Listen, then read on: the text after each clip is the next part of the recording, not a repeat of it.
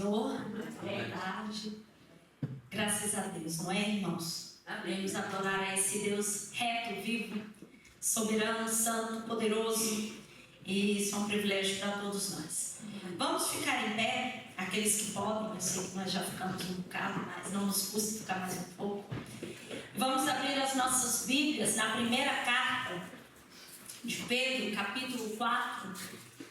E nós vamos ler dos versículos 1 ao 7. Então, primeira carta de Paulo, capítulo 4. Paulo não, Pedro. Olha, isso eu devo ainda falar Pedro no lugar de Paulo. Então, primeira carta de Pedro, capítulo 4, a partir do versículo 1.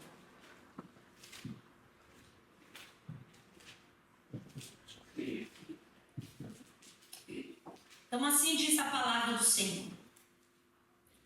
Ora, pois já que Cristo padeceu por nós na carne, armai-vos também vós com este pensamento, que aquele que padeceu na carne já cessou do pecado, para que no tempo que vos resta na carne, não vivais mais segundo as concupiscências dos homens, mas segundo a vontade de Deus. Porque é bastante que no tempo passado da vida fizéssemos a vontade dos gentios, andando em dissoluções, concupiscências, borrachices, glutonarias, bebedices e abomináveis idolatrias. E acham estranho não correrdes com eles no mesmo desfreamento de dissolução, blasfemando de vós, os quais hão de dar conta ao que está preparado para julgar os vivos e os mortos, porque por isso foi pregado o evangelho também aos mortos, para que na verdade fossem julgados segundo os homens na carne, mas vivessem segundo Deus em espírito. E já está próximo o fim de todas as coisas, portanto sede sóbrios e vigiai em oração. Poder sentar, Senhor. Estamos, ó Pai, na Tua presença, Senhor. Sedentos, ó Pai, de ouvir a Tua palavra, Senhor. De ouvir aquilo que o Senhor quer ministrar aos nossos corações, tanto individualmente como igreja, como comunidade do Senhor. Encontra em nós, ó Pai, nessa tarde, corações ensináveis para isso, Senhor. Que a Tua palavra venha encontrar guardia, morada em nós. E mais do que isso, Senhor, que ela possa alterar o nosso pensamento, Senhor, que ela possa mudar e transformar as nossas atitudes, as nossas convicções, ó Deus, e que o Teu nome seja exaltado, seja glorificado, seja adorado através disso, Pai, porque Tu és santo e és o único digno, Deus, de receber todo louvor, toda adoração, ó Pai, que prestamos a Ti. Em nome de Jesus, amém. Podem sentar. É interessante que muitos já cantaram sobre a vida, compuseram sobre a vida, escreveram sobre a vida. E não só até disseram mais do que isso, disseram que, na verdade, era preciso saber viver. E, por acaso, há no Brasil uma canção que diz isso, o refrão, que é preciso saber viver. E não só sobre a vida, mas sobre muitos outros assuntos. A verdade é que a Bíblia, ela é soberana e sabe falar de todos eles. E a vida é um desses assuntos que nós encontramos também na Bíblia. E a Bíblia não fala apenas da vida, o que é a vida, como recebemos a vida, da brevidade da vida, o que vem após a vida, mas especificamente nesse texto, nós vamos ver Pedro fazendo com que aqueles crentes examinassem as suas vidas para saber como se deve, de fato, saber viver. É como se Pedro estivesse dizendo aqui o que é preciso para saber viver.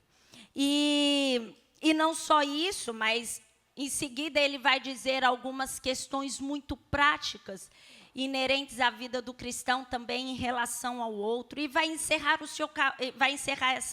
esse capítulo falando e preparando aqueles crentes para o sofrimento. Na verdade, o sofrimento faz parte de todo o texto, poderíamos até dizer de toda a carta. Mas pronto, nessa tarde eu quero pensar com vocês nesse exame que Pedro convidou aqueles crentes a fazer em relação à sua vida e que é o mesmo exame que nós somos convidados hoje também a fazer. E para isso eu quero pensar em 3 palavras muito chaves nesses versículos, que são armar-se, viver, é claro, e por último, então, vigiar. Se nós olharmos para o primeiro versículo que nós lemos, ele traz uma palavra, uma partícula, ora pois. Esse é até português, não é? Ora pois. E isso vai indicar uma consequência do que Pedro já tinha se referido no capítulo 3, no versículo 18. Se nós lá voltarmos, nós vamos ler assim: porque também Cristo padeceu uma vez pelos pecados, o justo pelos injustos, para levar-nos a Deus, mortificado, na verdade, na carne, mas vivificado pelo Espírito. Ou seja, quando Pedro inicia a falar e ter esse discurso, ora, pois, já que Cristo padeceu por nós na carne, ele está apontando para a consequência desse sacrifício que foi feito, e foi um sacrifício único, foi um sacrifício suficiente, por isso que ele foi uma vez por todas, foi um justo, ou seja, alguém que não pecou em favor dos injustos, de nós, que jamais conseguiríamos cumprir com perfeição a lei. E ele diz assim: ora, pois, já que Cristo padeceu, que Cristo sofreu, que Cristo morreu por nós na carne, armai-vos, e nós temos aí a primeira palavra, armai-vos também vós com este pensamento.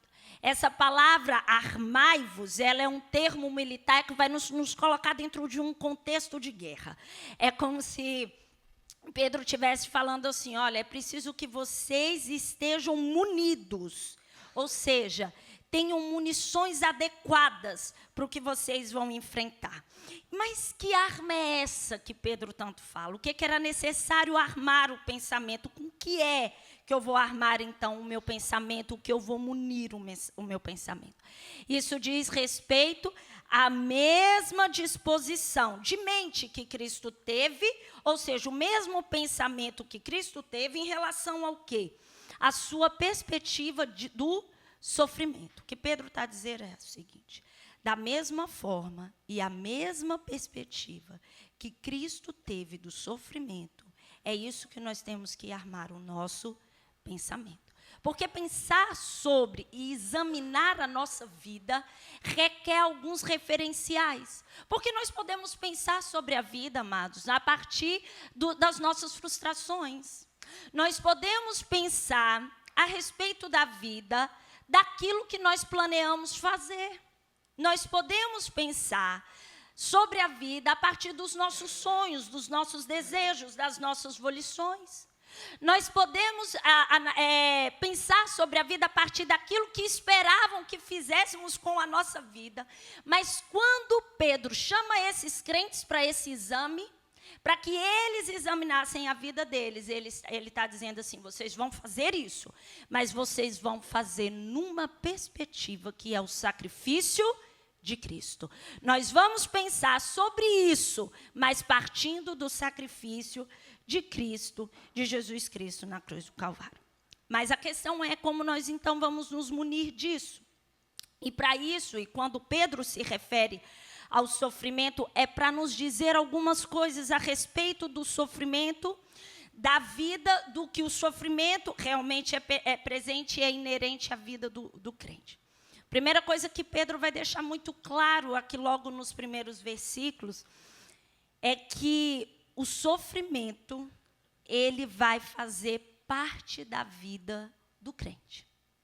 É interessante porque nós escutamos às vezes, algumas mensagens como se aquele que ouve a mensagem do Evangelho e, pela graça de Deus, se rende a essa mensagem e aceita o Senhor Jesus Cristo como o único Salvador, em troca disso, é o que eles dizem, você estará livre de qualquer sofrimento, de qualquer dor, você não terá enfermidades, você não passará por dificuldades. Esse contexto de vida tão ruim, tão arruinado, já não vai fazer mais parte. Venha a Cristo e você não terá mais nada disso. Meus irmãos, não é isso aqui que nós vemos. Se nós formos pensar com essa mente o que é o sofrimento, nós vamos ver que o sofrimento é inerente à vida que nós estamos a viver. Ela faz parte da vida.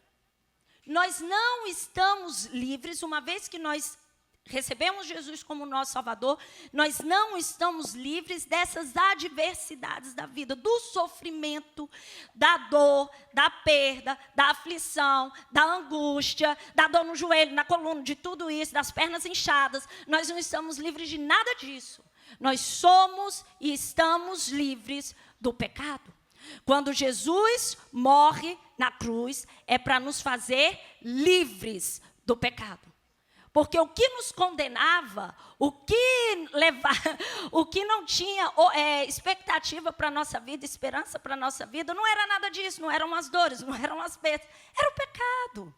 Então, o sacrifício de Jesus, o sangue de Jesus vertido na cruz, foi realmente para te tornar uma pessoa livre. Não livre de sofrimentos, mas livre do pecado, e te fez uma nova criatura. E quando nós pensamos com isso, automaticamente nós nos opomos a essa ideia de que o crente não sofre, de que o crente não passa por dificuldades. Mas nós entendemos uma coisa, e isso é o que alegra e anima os nossos corações, que uma vez que nós temos Cristo como nosso Salvador, como nosso Redentor, nós temos sim angústias, lutas, aflições, mas nós encontramos ânimo, nós encontramos consolo, nós temos alegria, nós temos esperança, nós somos renovados nele, nós somos fortalecidos nele, porque é isso que o Senhor nos garante. E é essa convicção, que é a mesma convicção que o salmista tinha, que nós temos que ter. Ele diz assim: a nossa alma espera no Senhor, Ele é o nosso auxílio e o nosso escudo, pois nele se alegra o nosso coração, porquanto temos confiado no seu santo nome. Seja a tua misericórdia, Senhor, sobre nós, como em ti esperamos. Salmos 33, versículos 20 a 22. Meus irmãos, essa é a nossa diferença. É porque nós encontramos um auxílio, uma torre forte no tempo da angústia. E esperamos por aquele tempo que há de vir. Esse sim não haverá mais sofrimento, dor, choro, nada. Mas enquanto cá estivermos, nós sabemos que temos o consolo, o auxílio, o socorro do Senhor nas nossas vidas.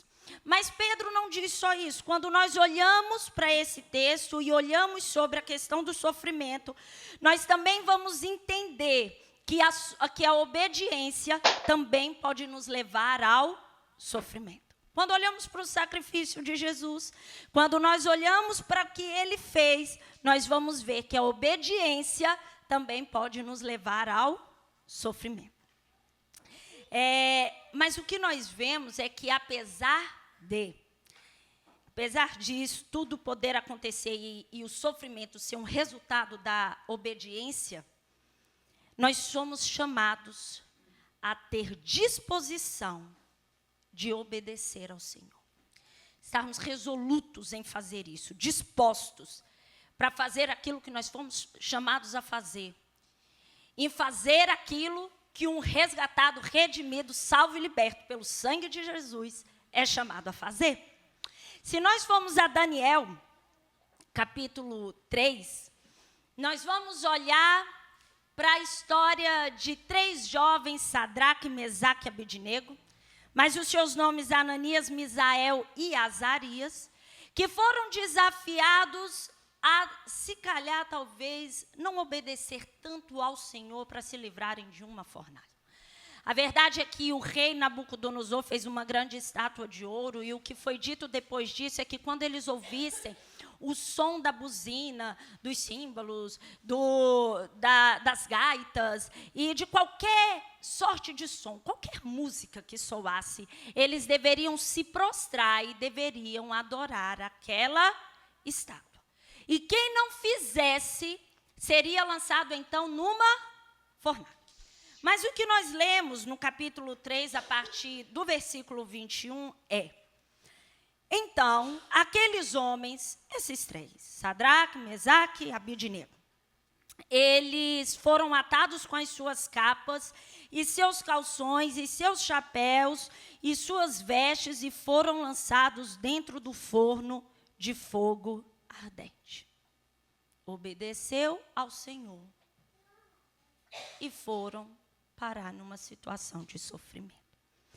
Mas não para aí. Depois, no versículo 24, nós vamos ler: então o rei Nabucodonosor se espantou com algo que estava ali e se levantou depressa, falou e disse aos seus capitães: não lançamos nós 3 homens atados dentro do fogo? Responderam e disseram ao rei: é verdade, ó rei. Respondeu e disse: eu, porém, vejo 4 homens soltos que andam passeando dentro do fogo e nada há de lesões neles. E o aspecto do quarto é semelhante ao filho dos deuses. No 28 vai dizer: falou Nabucodonosor e disse: bendito seja o Deus de Sadraque, Mesaque e Abidnego, que enviou o seu anjo e livrou os seus servos, que confiaram nele, pois não quiseram cumprir a palavra do rei, preferindo entregar os seus corpos para que não servissem nem adorassem algum outro Deus, senão ao seu Deus. Eles foram para a fornalha e Deus preservou a vida daqueles homens e o nome dele foi glorificado. Se nós quisermos ficar em Daniel, vamos olhar mesmo para Daniel. Em uma outra situação foi dito: no decorrer de 30 dias, não se ora a qualquer Deus ou se pede qualquer coisa a homem que não seja ao rei. Quem contrariar essa lei, esse edito, será lançado na cova dos leões. E Daniel só fez o que era de costume fazer. É interessante, meus irmãos, quando nós olhamos isso, porque Daniel ele não mudou o seu comportamento por conta de um edito. Ele só continuou a fazer o que ele já fazia. Ele já orava. Ele não começou a orar a partir dali, ele já orava. E o que nós lemos é que ele ia e orava 3 vezes por dia ao Senhor, dando graças ao Senhor. E o que resultou isso? A cova dos leões. E o que nós lemos é: então o rei ordenou que trouxessem a Daniel e o lançaram na cova dos leões.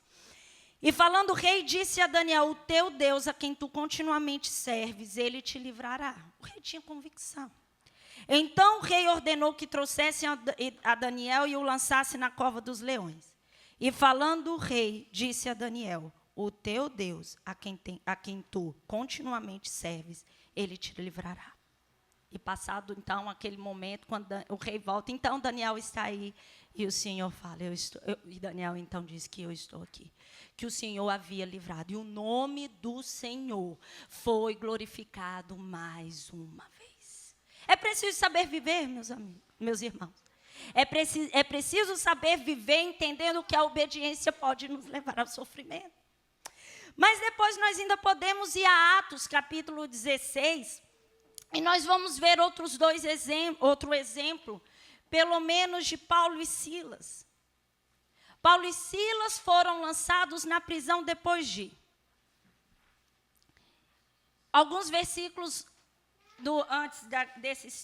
a partir do versículo 20, que é o que eu quero ler, mas antes desse nós vamos ver que eles estavam indo à oração. Isso já é bom, isso é certo, não é? Estavam indo à oração. Depois, expulsaram de uma mulher um espírito. Isso também não havia nada de errado com isso. Mas alguns disseram que eles estavam perturbando aquela região, aquele povo. e por isso eles foram açoitados e depois de açoitados foram lançados na prisão. Se nós lermos no capítulo 16, então, de Atos, no versículo 20, nós vamos ver. E apresentando-os aos magistrados, disseram: estes homens, sendo judeus, perturbaram a nossa cidade. E eles nos expõem costumes que nos não é lícito receber nem praticar, visto que somos romanos. E, havendo-lhes dado muitos açoites, os lançaram na prisão, mandando ao carcereiro que os guardassem com segurança. Mas algo acontece. Eu fico assim, irmãos, quando eu olho para esse texto, eu penso se fosse eu no lugar deles, sabe? E se fosse eu presa, antes de presa, açoitada e depois presa injustamente? O que eu faria durante esse tempo de injustiça? Eu não sei os irmãos, mas eu já ia logo dizer, isso é uma injustiça. Como é que isso pode ser? Eu não fiz nada de errado. Havia, por acaso, alguma coisa de errado? Não havia nada de errado. Por que eu estou aqui na prisão? Por que tinha que ser eu? Mas é interessante quando nós damos seguimento à leitura e vemos que, perto da meia-noite, Paulo e Silas oravam e cantavam hinos a Deus. E os outros presos os escutavam. Eles sabiam que estavam em obediência, eles sabiam que o sofrimento era resultado dessa obediência, mas eles permaneceram em obediência, adorando e exaltando o nome do Senhor. E você sabe o que acontecia? Os outros escutavam. E o que os outros estão a escutar de nós no momento do nosso sofrimento? O que é audível às pessoas que nos cercam? O que nós estamos a cantar? O que nós estamos a falar? O que nós estamos a dizer a essas pessoas quando nós estamos sofrendo, ainda que tenhamos obedecido? E lá na frente nós vamos ver. E de repente sobreveio um tão grande terremoto que alicerces do cárcere se moveram e logo se abriram todas as portas e foram soltas as prisões de todos. Quando aquele carcereiro acordou em pleno desespero, não é? E querendo tirar a sua própria vida, achando que todos tinham fugido. E Paulo fala assim, calma. E ele disse então, senhores, que é necessário que eu faça para me salvar? E eles disseram, crê no Senhor Jesus Cristo e serás salvo, tu e a tua casa. Mais uma vez, o nome do Senhor é manifestado e é glorificado, ainda que no sofrimento, por causa de uma obediência. Mas nós temos um exemplo muito maior do que todos esses, meus irmãos. Nós temos o exemplo do nosso próprio Jesus. E é para esse que nós estamos a olhar, é para esse que Pedro pede para que nós olhemos. O autor, a carta aos Hebreus, vai dizer, ainda que era filho, aprendeu a obediência por aquilo que padeceu. E sendo ele consumado, veio a ser a causa da eterna salvação para todos os que lhe obedecem. Meus amados, e sendo ele consumado, veio a ser a causa da tua salvação. Veio ser a causa da minha salvação. Veio ser a causa da nossa salvação. Jesus não sabia apenas para o que tinha vindo, mas Jesus fez, Jesus cumpriu. Então, meus irmãos, nós não podemos ser inocentes quanto à nossa vida. A verdade é que o sofrimento faz parte dela e que muitas vezes nós vamos sofrer por obedecermos ao Senhor. Mas que nós saibamos também que a glória de Deus será manifestada nisso. E encerrando essa primeira secção, Pedro vai também deixar aqui, e nos fazendo entender que o sofrimento também é uma consequência de nós não pecarmos. A verdade é porque Cristo morreu na cruz para nos salvar, algo muda em nós.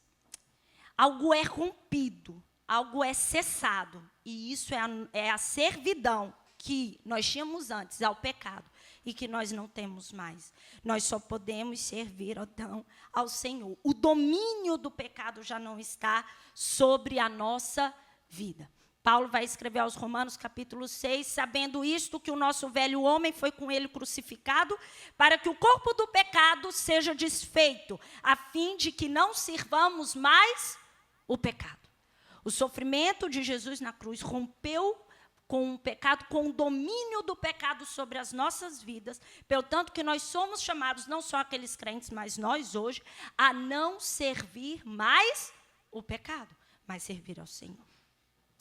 E quando nós pensamos nisso, nós podemos pensar em muitos, mas quero pensar em José. José, então, quando foi vendido, não é? Foi levado, então, ao Egito, Potifar observou aquele homem e viu que tudo que ele fazia, ele prosperava. Então, ele falou assim, olha, eu vou lhe entregar todos os meus bens, tudo para que você administre. Seja esse administrador. E José, então, aceitou, não é, aquele trabalho, mas nem tudo foi muito bonito para José. Aliás, já não estava muito bonita a situação. Mas a mulher de Potifar tem um interesse em José. E fala assim, olha, deite-se comigo. E ele disse assim, como eu poderia fazer isso? É isso que ele vai dizer. Ninguém é maior do que eu nesta casa, e nenhuma coisa me vedou. Isso José falando.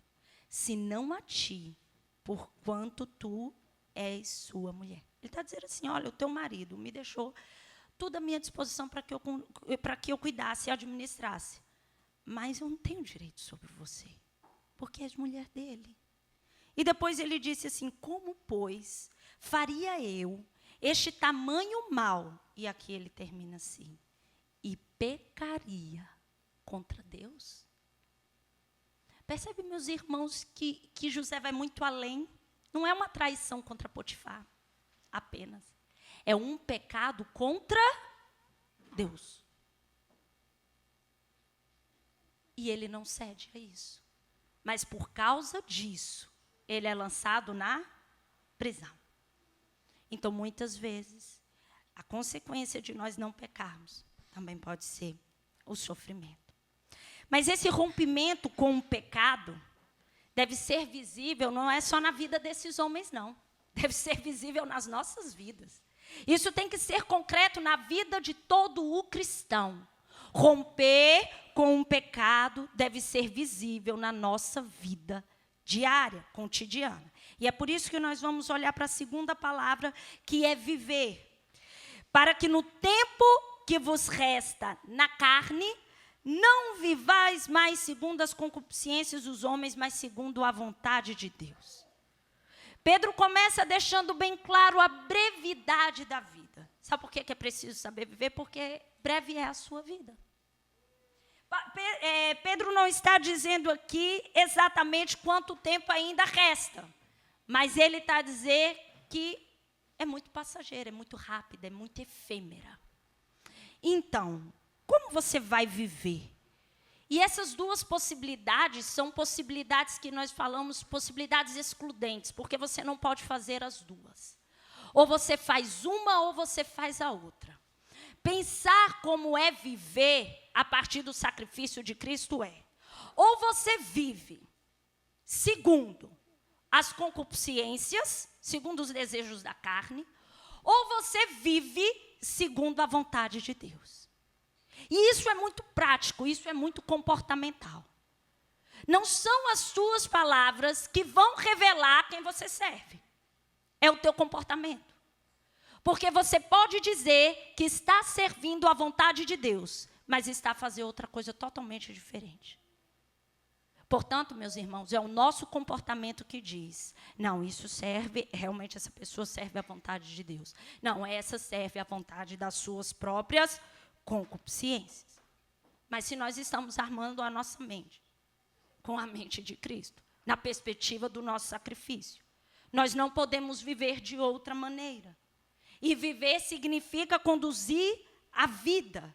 Ou seja, nós temos que viver conduzidos pela vontade de Deus.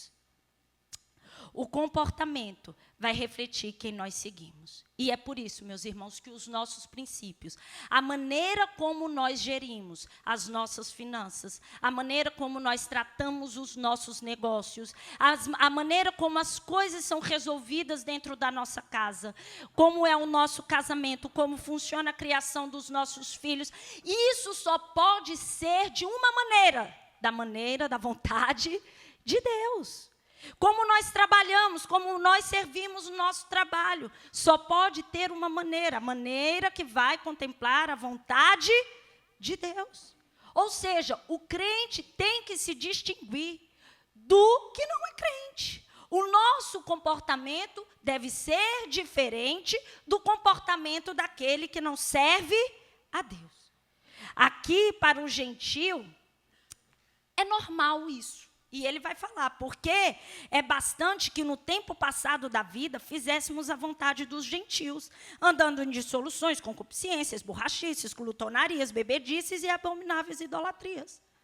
O que Pedro está a dizer assim? Olha, antes da vida em Cristo, vocês faziam isso. Mas essa parte da vida de vocês hoje fica no passado. Isso era antes de servirem a Cristo. Agora não. Agora o teu comportamento é outro comportamento.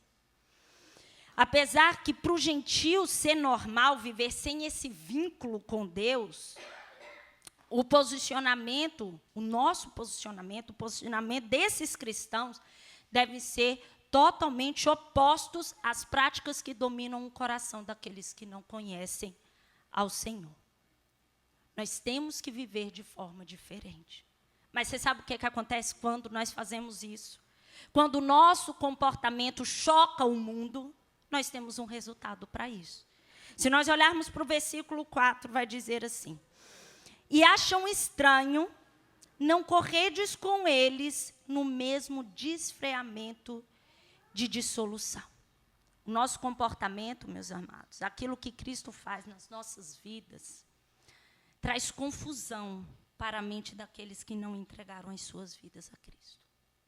Eles não percebem, eles não compreendem e eles não aceitam. É verdade que nós gostamos de ouvir muitas coisas a respeito dos nossos filhos, não é?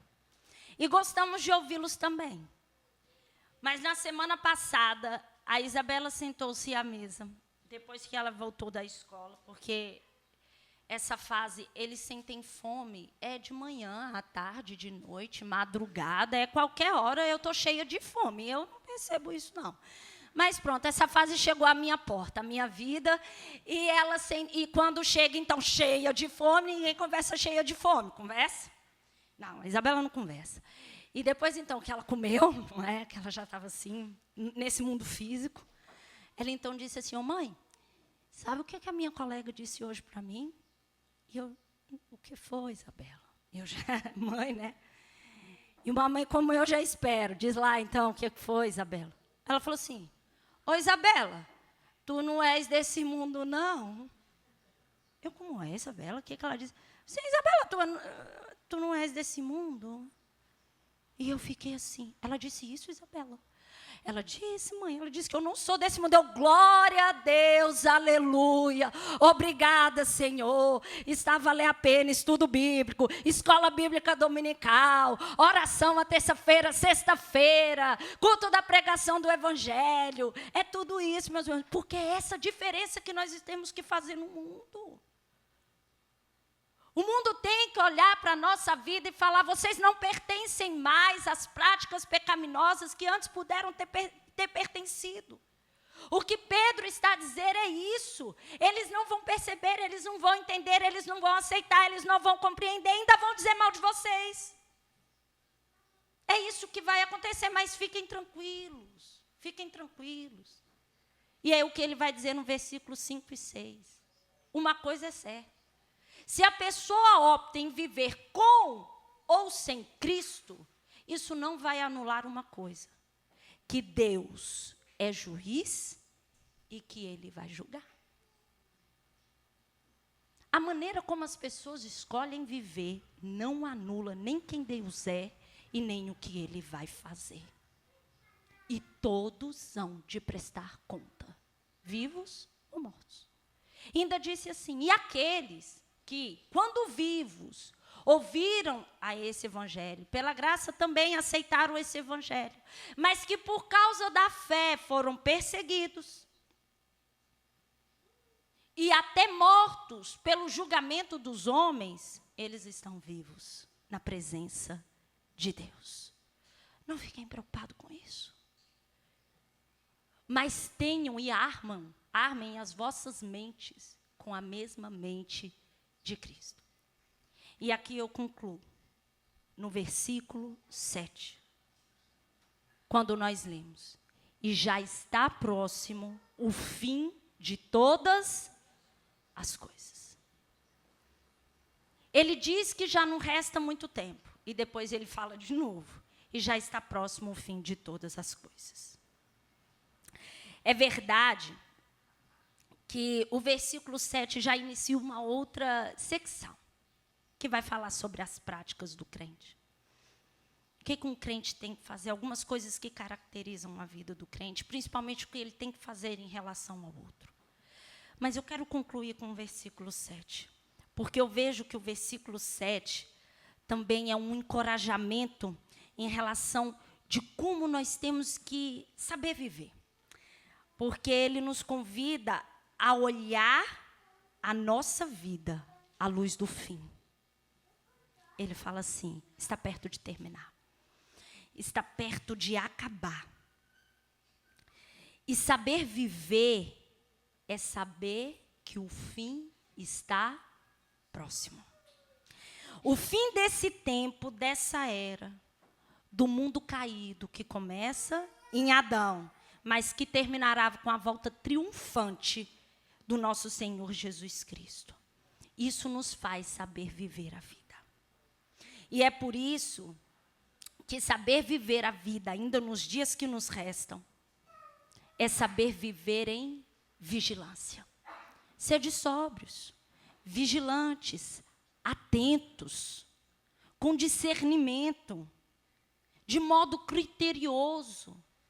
E ele conclui dizendo: tudo isso com oração. Então, afinal, nós chegamos a uma conclusão que é, no mínimo, já lógica, que todos nós sabemos. Para saber viver é preciso orar. Sim, a oração. É em oração que nós sabemos viver também. É nisso que armamos a nossa mente, munimos a nossa mente. Meus irmãos, muitas coisas querem nos distrair disso. Muitos sentimentos que são traiçoeiros querem ocupar a nossa mente. Muitos pensamentos pecaminosos querem ocupar a nossa mente. Mas o que nós lemos é que Pedro nos exorta a entender isso a partir do sacrifício de Cristo. E nós chegamos, então, a pensar o seguinte: que aquilo que ocupa a nossa mente é o que dará as nossas orações. Qual a tua perspectiva de vida? O que é preciso para saber viver? A sua resposta será a sua oração. Mas quando nós olhamos para o sacrifício de Cristo, mas quando nós olhamos para aquilo que Ele nos convida a fazer, para quando nós olhamos que não foi com nada, com ouro nem com prata, nem com coisas corruptíveis, mas foi com sangue que nós fomos resgatados. Isso tem que mudar a nossa perspectiva de vida. As nossas orações devem ter lugar pela santidade, pela santificação, pelas coisas do reino, por almas rendidas ao Senhor, por essa mudança de mente, de coração, de vontade, de entregarmos tudo ao Senhor, estarmos dispostos a tudo em favor do Senhor. E a verdade é essa, meus irmãos, se o nosso comportamento não choca o mundo, o problema não está no mundo, está em nós. Não está neles, está em mim. E eu concluo com as palavras de Paulo, da sua carta aos Coríntios, quando ele diz: em tudo somos atribulados, mas não angustiados, perplexos, mas não desanimados, perseguidos, mas não desamparados, abatidos, mas não destruídos, trazendo sempre por toda parte a mortificação do Senhor Jesus no nosso corpo, para que a vida de Jesus se manifeste também em nossos corpos. E assim nós que vivemos, estamos sempre entregues à morte por amor de Jesus, para que a vida de Jesus se manifeste também em nossa carne mortal. Que o Senhor nos ajude, nos abençoe.